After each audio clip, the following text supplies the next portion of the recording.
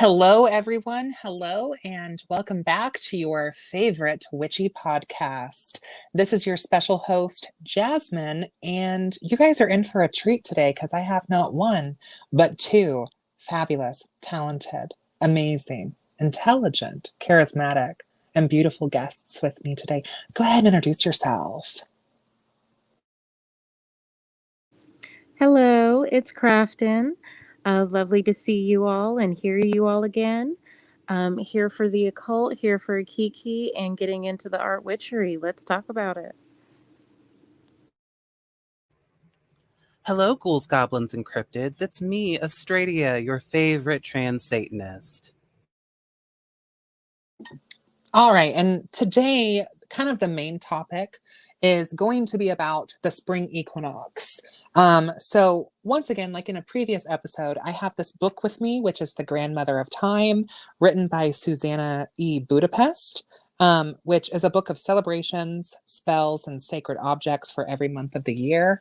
I actually got this book at Half Price Books, but I'm sure you can find it other places like maybe Amazon or a wholesaler of some kind or your local metaphysical store. This is actually, in my opinion, one of the most underrated books on a witch or a pagan's shelf because it actually details a bunch of lesser known pagan holidays. Aside from just like your typical 8 sort of pagan or neo-pagan or Wiccan holidays in the Wheel of the Year. So I'm going to run through those first. So March 1st is Matronalia. March 2nd is the first festival of Vesta.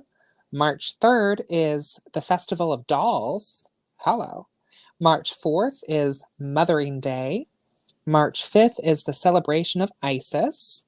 March 8th is the International Women's Day. March 9th, celebration of Aphrodite and her lover Adonis. March 10th, Hypathia's Day. March 15th, holiday of Sybil. March 17th, Liberalia. March 19th, Quintenaria. March 20th is the Spring Festival. March 21st is the Spring Equinox. Then it says March 22nd / variable. So I guess it's for a length of time. The Eve of Purium. March 22nd and 23rd is the Festival of Minerva.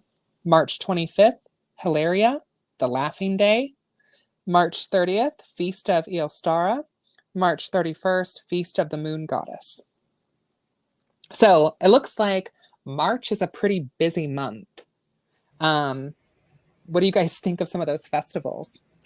I think I need this book because I'm really interested to read about some of those. I've always enjoyed just the idea of there being like lesser known holidays, especially in the craft, because kind of like I believe you said the 5th is like a celebration towards Isis, and March is pretty much like a big time in my life. I'm sure it's for a lot of people because like we're getting back into the spring, spring forward, if you will.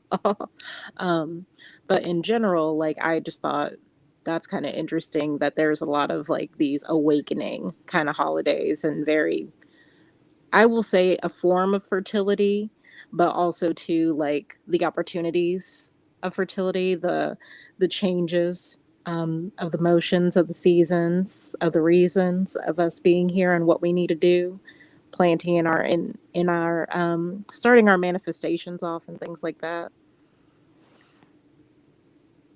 Yeah, I will say that, like, in lieu with everything going on, I feel like right now, in the digital occult world is I see Persephone trending a lot, especially within dark goddess spaces, witch spaces. But the aspect of her that I don't see trending as much, which this book actually devotes the month of March to, is her aspect of her flower maiden and core or Corée, and her being the flower maiden and the daughter of the eternal spring.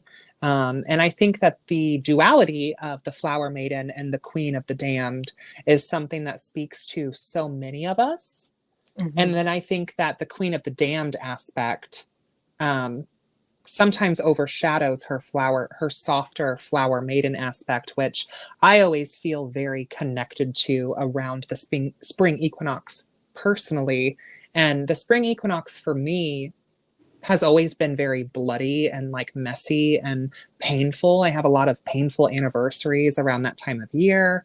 Um, and so for me, like rebirth and like spring has never been like the pastel little chickens and eggs and like the Easter. It's always been like bloody, screaming hell and childbirth and like being forced through something new. And so I think that how that correlates to my practice and like my refocusing with the energies and the dualities of Core and Persephone, it's always very like profound for me around the spring equinox and just how intense that energy is, moving beyond just the conceptions of Ostara, right? Mm-hmm. But just the whole season is pretty intense. And I think sometimes spring gets overlooked as not having that intensity because it's pastel, right? But like, Mm-hmm. I think it can be super intense.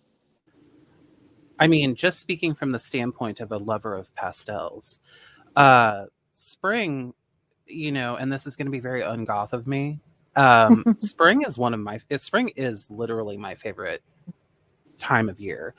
One of the visualizations and imagery that I love is the idea of like life blooming out of death, like the decay of winter is parting, and flowers are growing up through corpses, like to put it frankly. Like that image is very, very magical to me. And I personally think blood and pastel go great together. I mean, I don't disagree with you. I don't disagree with you. I think it's interesting too because I've been recently like really called to and I don't know, maybe it's just like some of the oracles I've been like playing around with lately, but like um I actually bought this deck called Seed and Sickle, and it's actually a deck based around the dusk and the dawn, and all of the images on it are botanical, but you can actually look at two different books, one of dusk and one of dawn. And one of the cards I pulled on actually was talking about our beloved Kaliak and how, our beautiful Queen of Winter, Winter Hag, the woman of the mountains, if you will, and Bridget very much have kind of like this correlation of like, here's our end of winter, and here's how we usher in like the goddess Bridget, even though Bridget's all over February, in Candlemas and Imbolc. There's still that kind of like rebirth energy that she kind of gives us to be creative and have that creative spark and forge new paths to get to March. Yeah. Yeah. The Kaliak is definitely here right now, y'all. So for those of you listening, the three of us are all local to the central Indiana area. And let me tell you, we just had our first big snowfall, and it's now February. And we're getting our first big snowfall of the winter, Yeah. which is pretty typical for this time of year for us. I mean, sometimes we do get a little bit of snow earlier on, but we typically experience the highest snowfall January through mid-February. Yeah. Mm-hmm. Mm-hmm. And about the imagery of spring, people have this concept of spring where they do kind of conflate it with being like, flowers and beauty and cute little animals, and that's all fine. I love that imagery. I love the cutesy pastel-y stuff, as I've already said, but people seem to forget that like birth, rebirth, fertility, like this stuff comes with a certain amount of pain. This stuff comes with a certain amount of blood. Giving birth is not a clean process. No. It's not a painless process. And there's magic in that pain. There's magic in that blood, Okay, the wise blood, if you will. Mm-hmm. Something interesting that I'm seeing here in the book, because the book also touches on like correspondences for the month, and more than just flowers or stones or animals. But there's also planetary aspects, which, of course, as you guys know, like I appreciate. And I think anyone who has any Aries placements of any variety, especially if that's a ruling, a primary or secondary planetary factor for you, which if you don't know your primary and secondary planets, just look at your sun sign and your moon sign and see what planets those are associated with. And that would be your primary and secondary. But the planet Mars is actually associated with March. And I think that that is something kind of contrary to what a lot of people, like what we're talking about, misassociate with the gentleness of spring when the planet and the god of war and slaughter is what is associated with this month. That's interesting. Is it just because of like the transitional time to getting to the emperor? So Fair this enough. says the month is named after the planet Mars, March being named after the planet Mars, the god of war. In the Julian calendar, this month included New Year's Day, which in Roman times was celebrated March 25th. And also, this is when annual leases and homes and farms would traditionally have to be signed and taxes would be due. The beginning of the new year was moved to January later on when the Gregorian calendar was instituted. So it doesn't have a lot to say about, why Mars is associated with March other than Susanna here, Budapest, associating Mars with March due to the name. That's Got it. interesting. Okay, Emperor season. And something else about March is that it's also one of the roughest times for mental health. Cool. The term mad as a March hare kind of emerged out of this.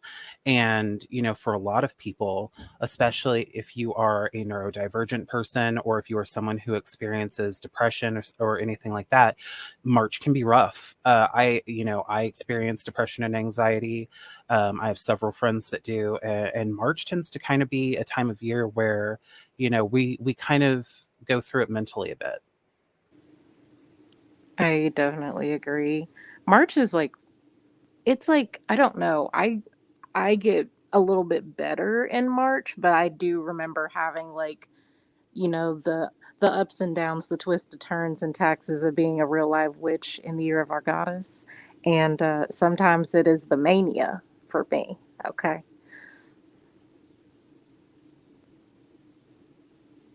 So something else to touch on here is the moon, which the full moon aspect, this as that is the storm moon, which is essentially a moon of chaos and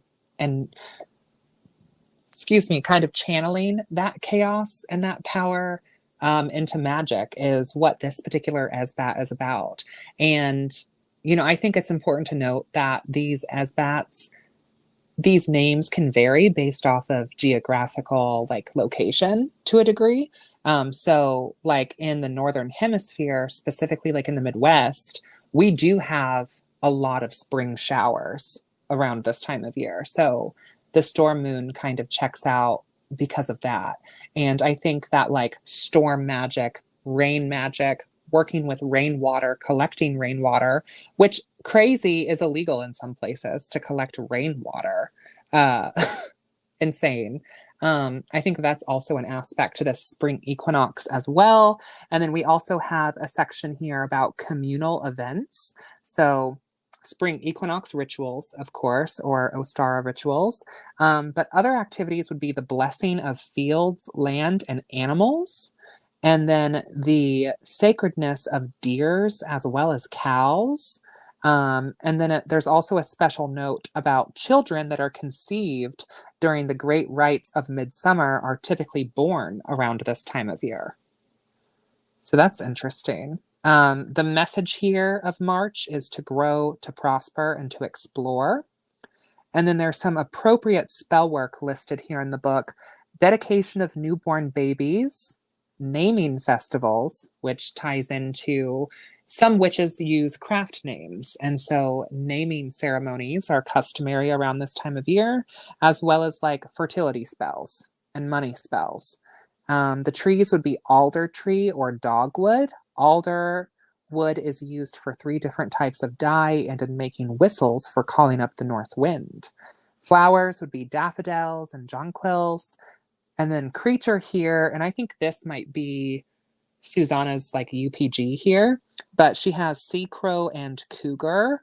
And then the gems are Bloodstone and Aquamarine. I could see aquamarine. I actually had a friend send me like a cute little like, those cute little Pinteresty gemstones kind of ideas, or just working with crystals. And I remember seeing aquamarine is actually one that's really good to calm down your energy. And it's especially good for people who are some form of neurodivergent, ADD or ADHD specifically. So it's kind of interesting that it falls into that too.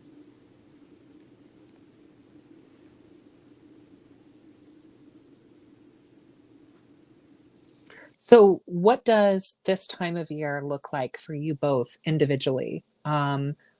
What, kind of things do you feel or practices do you indulge in around the spring equinox? Do you celebrate it as a solitary witch in your own personal practice outside of maybe groups or events that we might be attending? What does that look like for you both?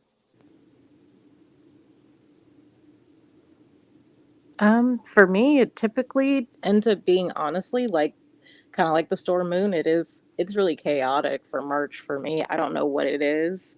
Um, I do believe I have some ancestors' birthdays who fall within that month, but it is always like some big upswing, like merry-go-round of sorts. Like it's a carousel of ups and downs, highs and lows.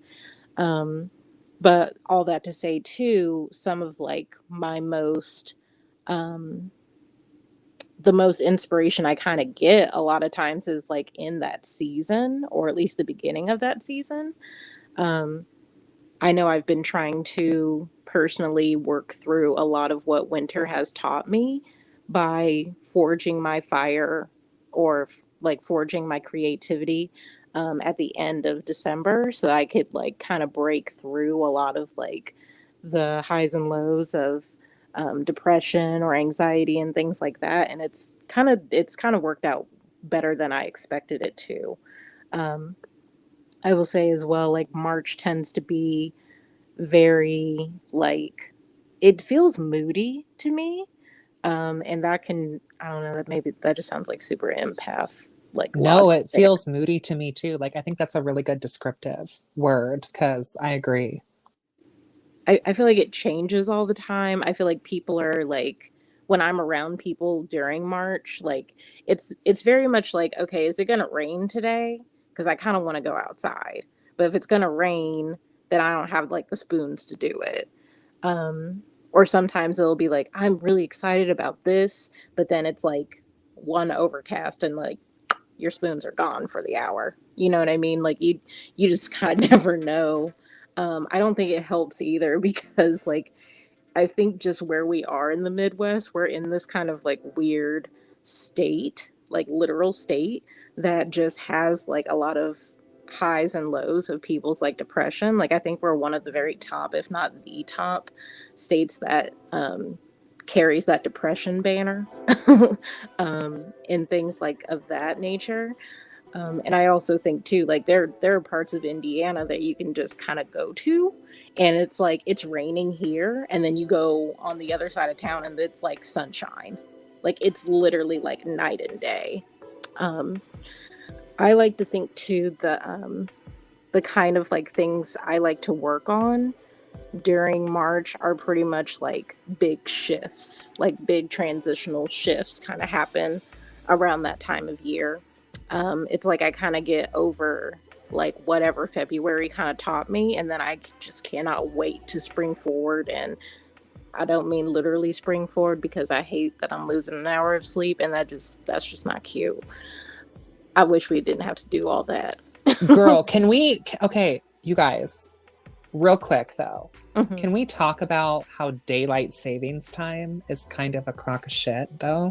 Whew. Like, Especially for us in Indiana, like in like the whole like thing for the farmers, like that's fine, but like nobody has to rely on that anymore, not even the farmers. Whew. Like I remember when I was younger, because there was a time when we didn't have that. And I remember that time because I'm old, y'all. I'm ancient. I may not look like it, but But I remember the before times when Indiana didn't have daylight savings time, and I remember when we were switching to it, I remember looking at my mom and I was like, "This is stupid," and she was like, "I know, I know."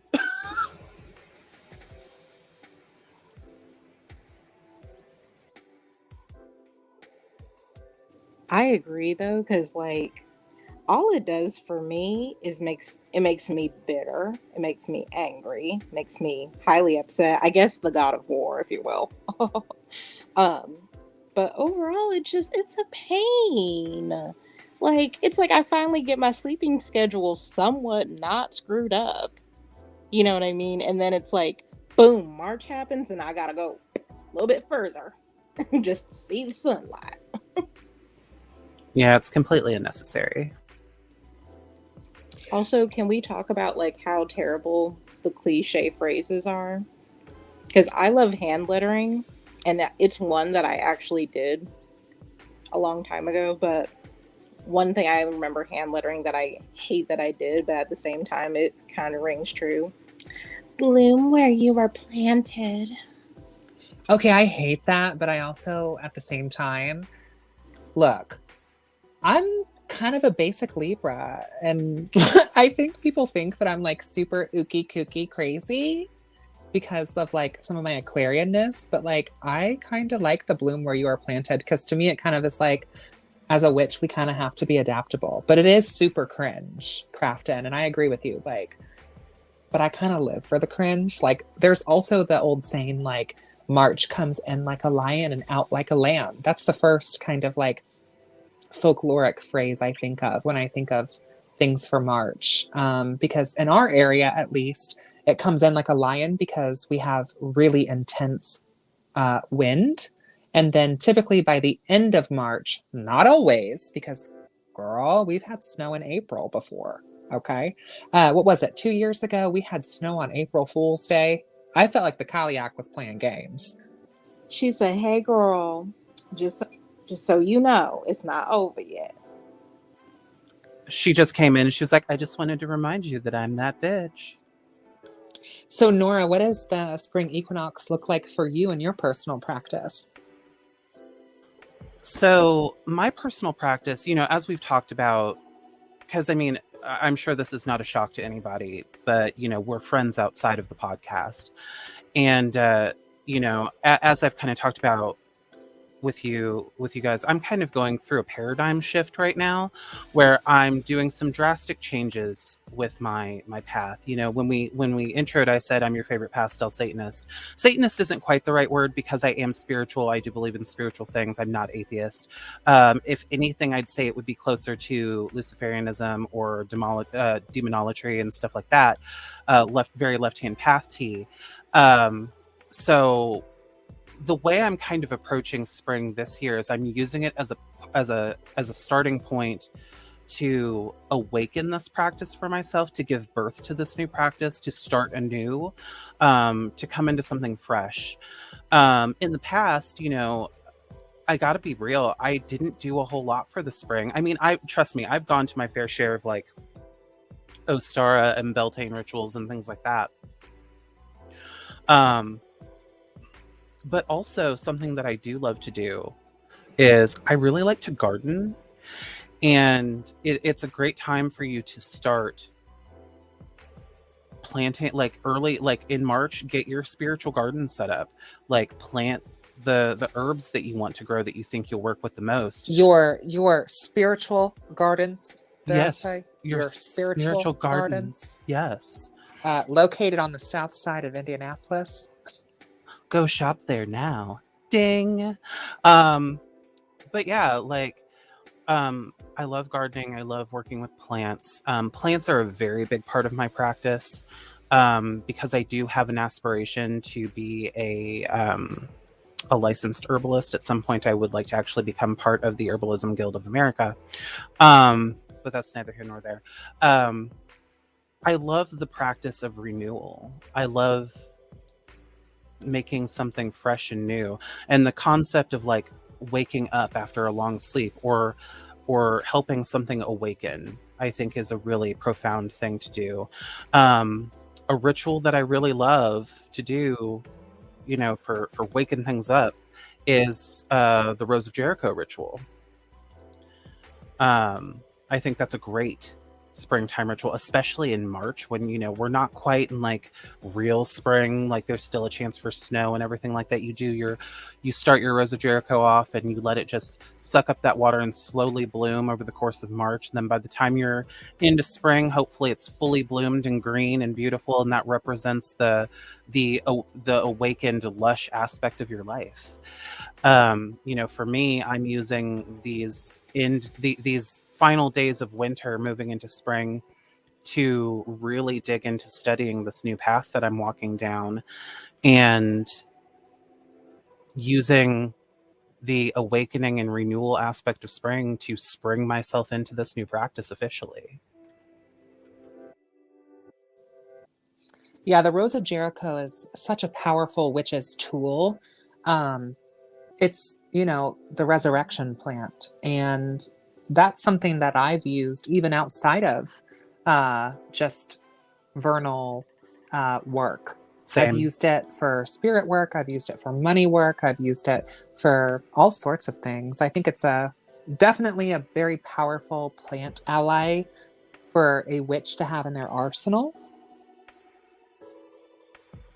Which I feel like plant allies and just the concept of like plant magic and herbalism, that could be a whole nother episode.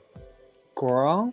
Please. For me, I would say, and some of you may already know this, Australia and Crafton, or some viewers might know this because I've kind of talked about this every March. Last year, I posted a video on the channel that I think the title of it is like The Day That Changed My Life Forever, or something very dramatic like that, because I am very theatrical, but also it is a very intense story, and it's part of the reason why spring and March for me is not pastel, and can never really be pastel again. So like my mother passed away on Good Friday in 2016. And so every spring equinox, our deceased loved ones' anniversaries can be painful, and it's okay for them to be painful, and it's okay to kind of sit in that. And I think that for me, that's kind of a way to honor my grief and to honor my loss. And it can be kind of hard sometimes when like everything around me is coming back to life, but yet I feel so empty because like I was so close with my mother and we had such a good relationship, and I lost her really, really young. And that definitely changed me. And then also like to be very careful with how I word this per YouTube's algorithms and monetization things. Like I have had some mental health things and anniversaries of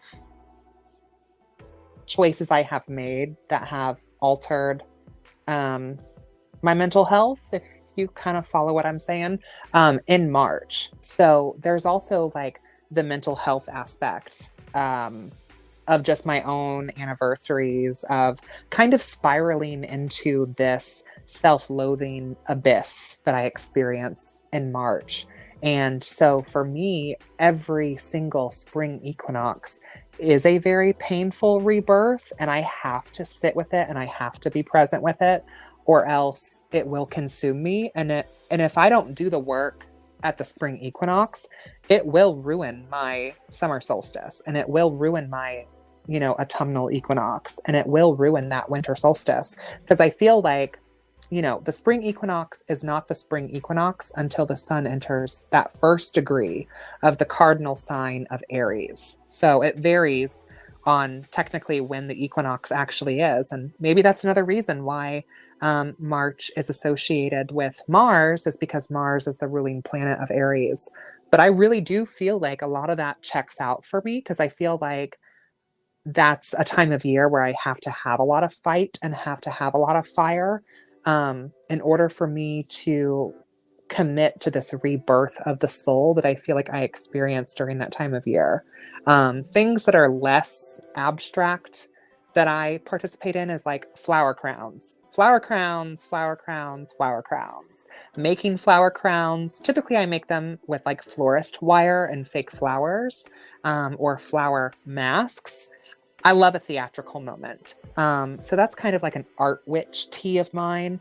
And then also, like, I make what I call my fairy incense, which is a mix of different oils and flower essences and flowers and herbs, and dirt.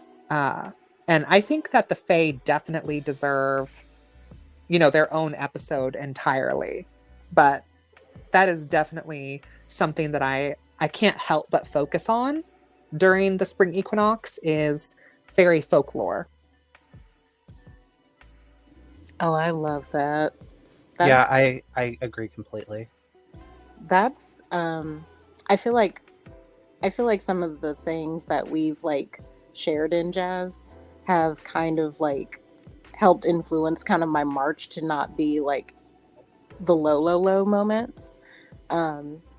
Because like I still remember when I had like my little crown and you like braided my hair for me. And I was like, oh my god, Yes. oh my god, Yes. I'm like one wild thing. I'm a wild one. Yes. Like, was that Miss Ginger? Was that Ginger? That was Ginger. We love a Ginger. We love Ginger. I might get her again. You know what I mean? For the flyer. Okay. But I love little stuff like that because that wasn't like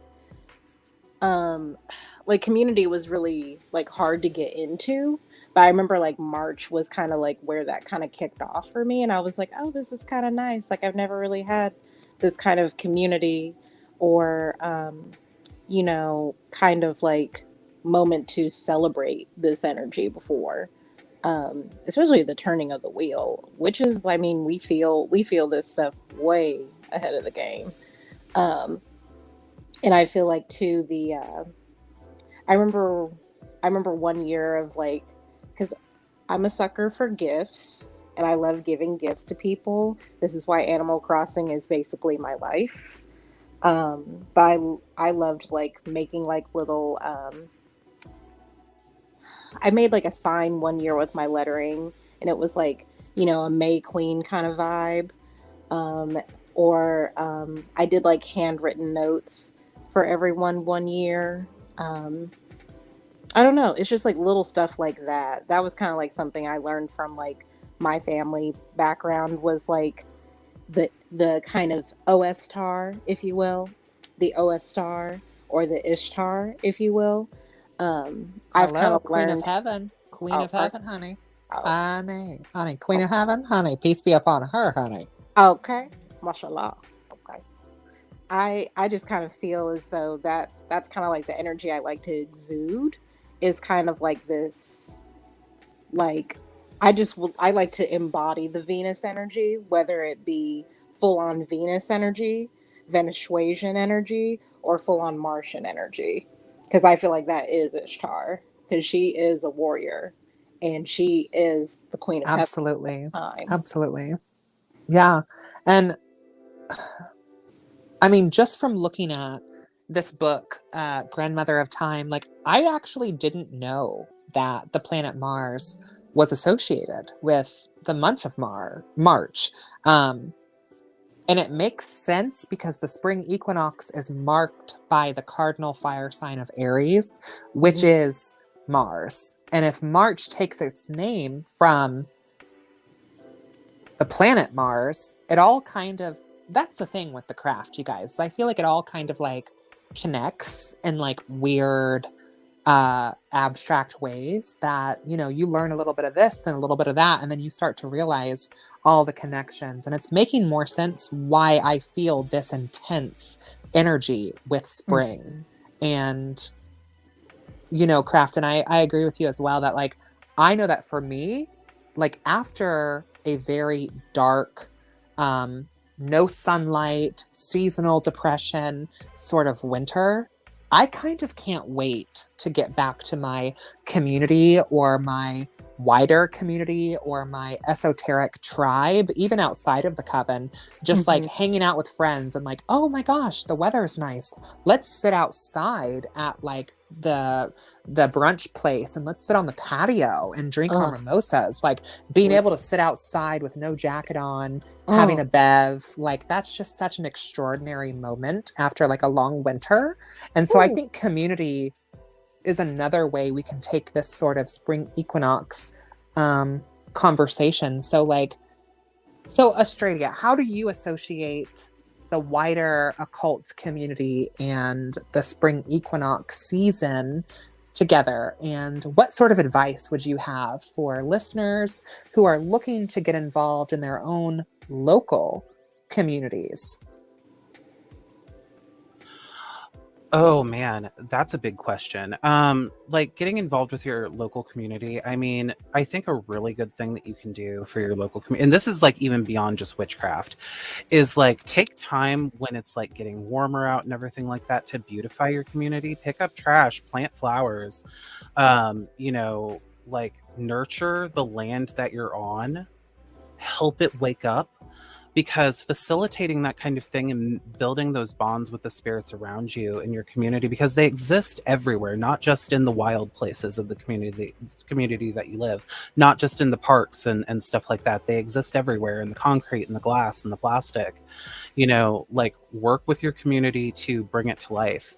A fun witchy thing that I've always wanted to do and never had the opportunity to do, and this is more of a Métis, but like do a maypole thing, like do a full-on Ostara like maypole, like celebrating unity and spring and everything like that. You know, a big symbol for spring is of course fertility, and you know, a lot of rituals that revolve around fertility go beyond just sex. It's about cultivating and planting the seeds so that like more than just babies grow, like facilitate the fertility of prosperity, like good fortune, happiness, joy, love, like all of these things. And I know that all sounds very like cutesy and everything like that, but like No, spring, it's legit. yeah, spring is a good time to cultivate those things.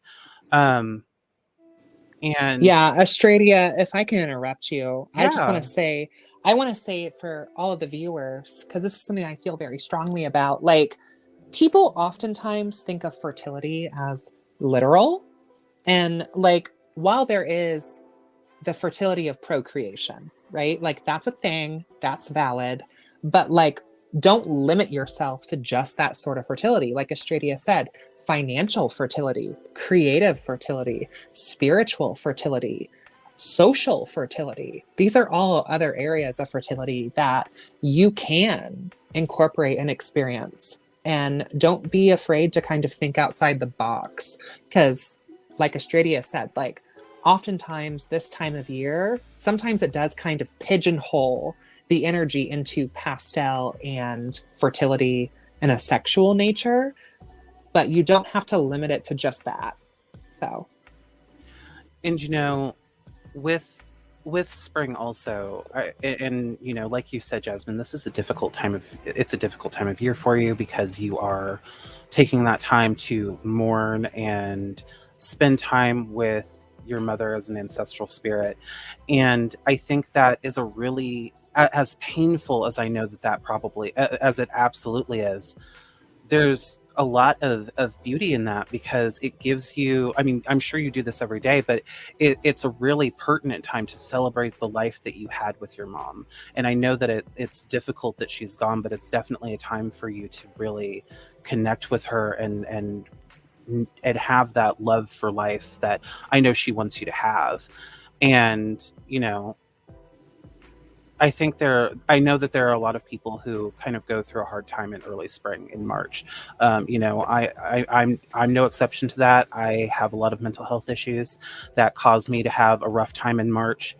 And I think for those of us that, you know, aren't going through a grief process, a good way to kind of help stave off the March madness is to find something new to give you meaning to step into, because I think when it comes to winter, we all fall into a very dormant state and things go stale for us.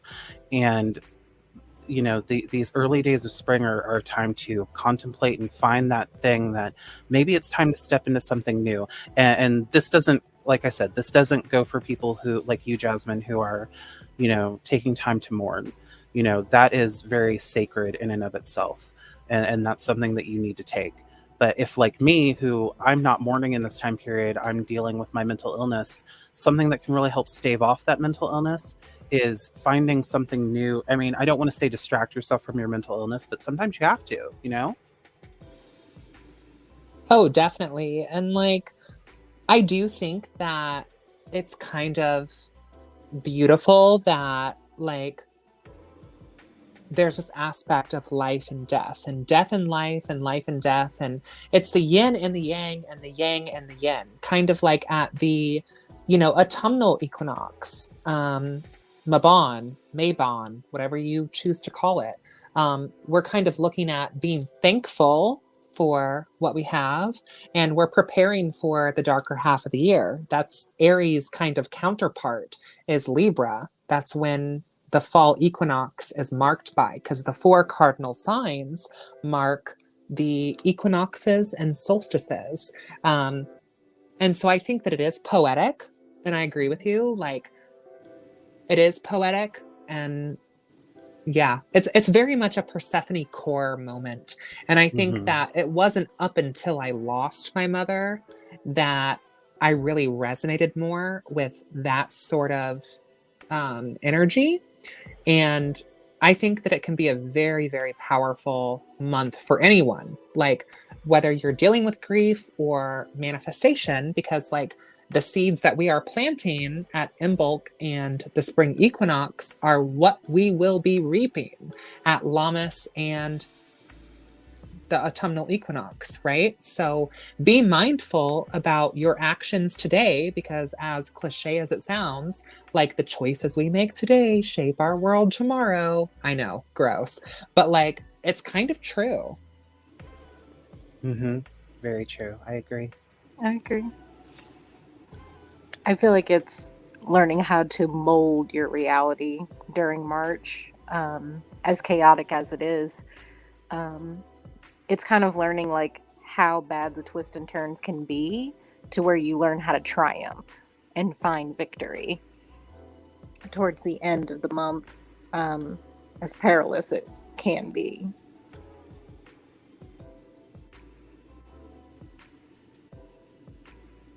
So we have about like 15-ish minutes left. Do either of you have any like fun fairy folklore or stories to share? In regards to like an actual folk tale regarding the Fae, or our experiences with the Fae per March. Both. Either. So I only have a story of like my connection with the Fae. So very young in my youth, when I first was learning about paganism, Wicca, and learning to walk the spiral path, my first original connection was actually per reading Celtic Magic by DJ Conway. It was a $7.99 little book. I got Borders because my bestie at the time had told me about it, and it got me really into the Fae folk. Now, I will say I don't think I could find as much information back then, because this was well over 12, 13 years ago. I'm old. Okay. But in general, it's funny because later on in the spiral path, I was able to kind of pick up the Fae folk aspect again in my life in different ways. For one, I was developing a relationship with Our Lady, the Morgan, and between her and Rhiannon, I was learning about kind of the light and dark half of the years of the Seelie and the Unseelie Fae. one of my coven sisters actually gave me like a Fae cartomancy deck that I enjoy kind of playing with every now and again. It's kind of one of like my backup decks if I don't have like a tarot deck with me.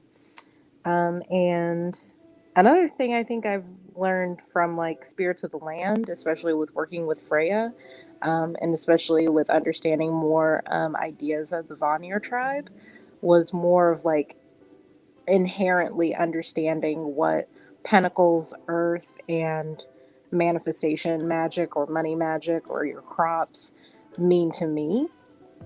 And kind of like that journey I've had with those kind of goddesses, the Morrigan, Morgana Le Fay kind of style magic, or even to Freya, I feel like I've really learned how to transform different parts of my life, kind of like how Fey magic is kind of tricky.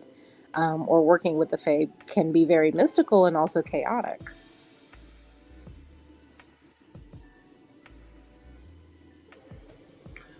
In my case, I can't think of anything specific folklore-wise, but which is surprising considering my past relation with the Fae. Working with the Fae was a major part of my practice, and I feel like it still is. It's just kind of something I've stepped away from for the time being because I am doing this paradigm shift in my path. But something that is very prevalent in fairy magic, especially in the spring, is going out to wild flowered places or wild places in the woods where you have the room to do it, and to dance with the fairies or to sing to the fairies and things like that. While people who, and let me throw this out here, folks, if you're going to work with the Fae, please do not invite them into your home, but feel free to go out and work with them out in nature because that is their domain.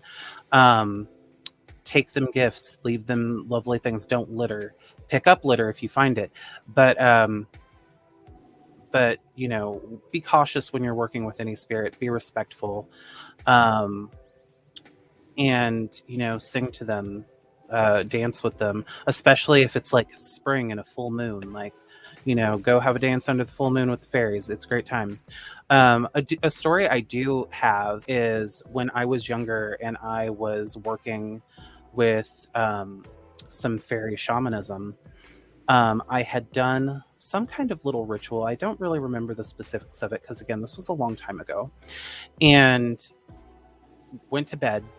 And my very close friend, he lived in the apartment above me. And he came downstairs and knocked on my door. And he said, "Have you looked outside your window of your bedroom?" And I said, "No, I just woke up." And he said, "Why don't you take a look outside?" And right below my window was a toadstool ring, which, for those of you who don't know, toadstool rings or mushroom rings are called fairy rings, and it is a sign that fairies have been there. Usually they are there to dance in them.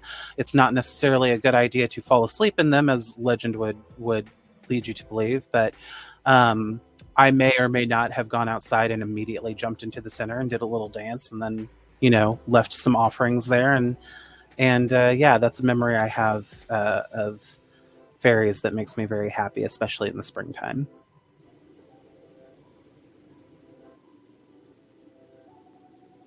Well, I want to thank you both so much for coming on the Spring Equinox podcast. Do either of you have any closing thoughts?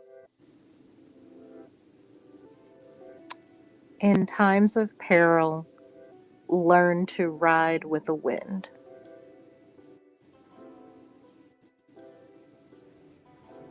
Be open to change and allow yourself to bloom and grow, or something like that, whatever. And I love you, and I appreciate you, and I'm proud of you. And blessed be. Blessed be.